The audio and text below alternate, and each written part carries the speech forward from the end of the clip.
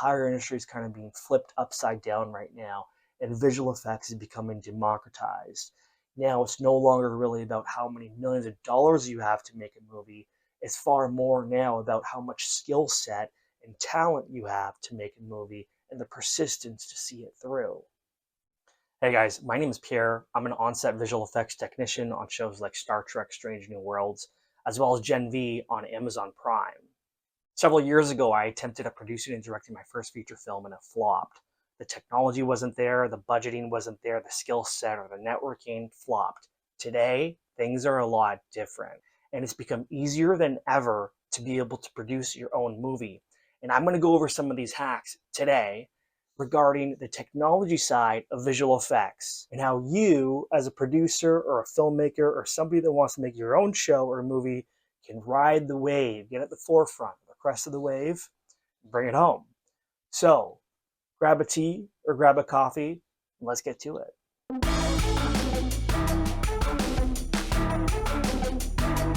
Before I go into it, I just want to give some context of what's really going on in the industry right now. What we're seeing now since the return of production after the strikes ended here in North America is a lot of the streamers and movie studios and even TV studios are kind of creeping down their budgets a little bit. People generally, the general public, don't really buy movies like they used to anymore because there's an overabundance of all these streaming apps. But on the other side of the equation is that rather than needing millions and millions of dollars to make a really cool movie, now technology is going up. Any kind of 3D or visual effects technology is becoming a lot more easier and more democratized in a way. And so it's not so much reliant on millions of dollars to make a really cool VFX heavy movie, but it's more reliant on the skill set and talent needed to utilize the tools to make something really great. Because audiences are rather forgiving now, even though audiences are a lot more educated and experienced based on visual effects. Like if you showed somebody a movie that's made today compared to a movie that was made in the 90s, they're going to be able to tell the difference right away between the types of levels of visual effects. And there's a certain expectancy that goes with that. However, if you're an independent producer like myself, or you're somebody just getting started in terms of making big movies like a feature-length movie, audiences are a lot more forgiving on the level of visual effects. So I'm not saying that we're going to make crappy visual effects. I'm saying that we don't have to make Marvel quality visual effects that cost tens of millions of dollars. Audiences will forgive you for that as long as the rest of the equation, such as talent, the acting, the story, the character arcs, the transformational arcs, and the actual genuinity of the movie production itself, that is really what will take center stage. My movie in particular, I'm going to rely heavily on the new technologies that have come out recently and have blown the industry completely away. Previously, back in 2006, 2007, I don't know if you guys remember this movie called Stealth. They made a movie Stealth about the stealth fighter jets. And back then, even though we were using really old technology such as CPU engines to be able to render images, they just couldn't do um, heavy metal rigids. So like behind me here, that blaster, that's plastic. But if that were metal, that wouldn't be able to be rendered. So the movie looked like crap the entire time. The jets, the stealth jets, it was totally like unbelievable in terms of the audience to buy into it. So the movie bombed, but about 1 or 2 years after that, the visual effects technology really improved and they were able to render rigid heavy metal bodies. And then movies like Transformers were able to get off the ground. And that's when everything changed.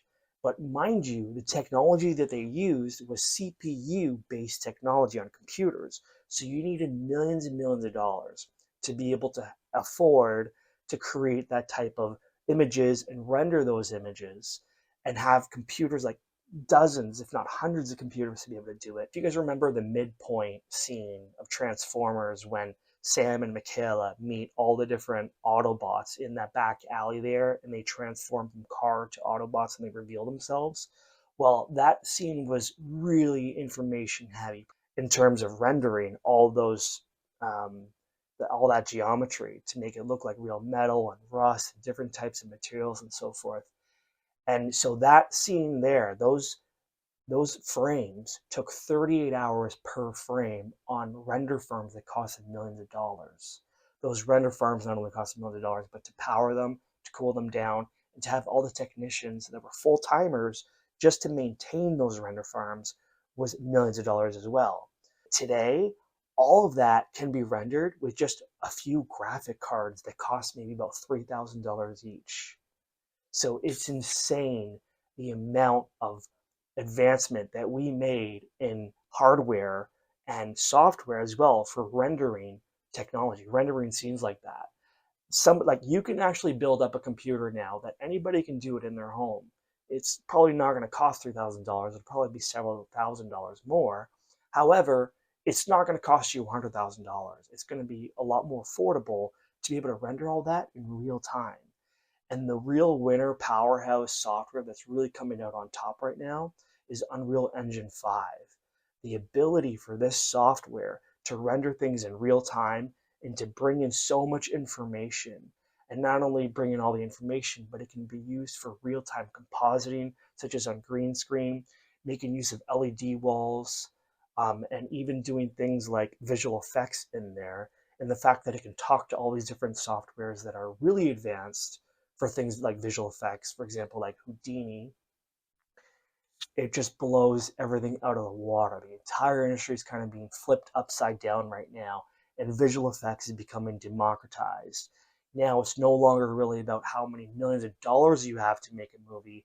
It's far more now about how much skill set and talent you have to make a movie and the persistence to see it through. So on all the sets that I work on that I mentioned earlier, we use Unreal Engine 5 every day for a lot of different things. And we're using it more and more on a lot of these shows now. And it doesn't mean you need LED walls to make use of this software. You can do it with green screen.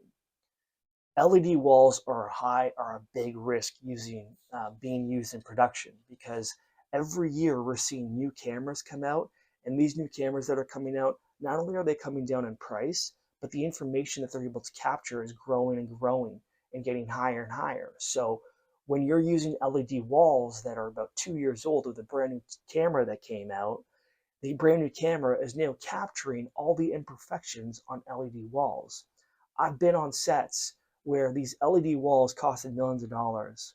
They brought in a new camera, and now the camera is capturing all the imperfections on the LED walls, and they had to throw out or get rid of all these LED walls and get brand new ones that were more sophisticated and more advanced. It's insane.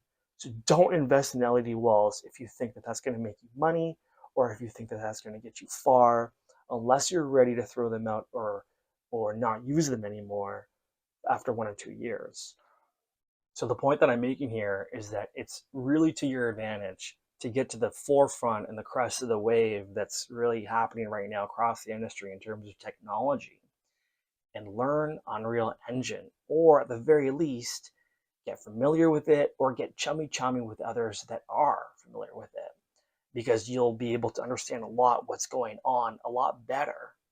What's going on in the software. You can make changes on the fly if you ever want to, whether you're in a green screen and you're doing real-time compositing and you want to make some changes or give some advice, or if you want to start designing your own worlds. It's amazing what you can do. You just couldn't do this before. The learning curves that were required to be able to do what you can do in Unreal now in previous software like Maya or Houdini took years to learn. So it makes sense for any producer to really get familiar with it. So that's it. I recommend learning Unreal Engine. Hope you guys enjoyed this one. Until next time, peace.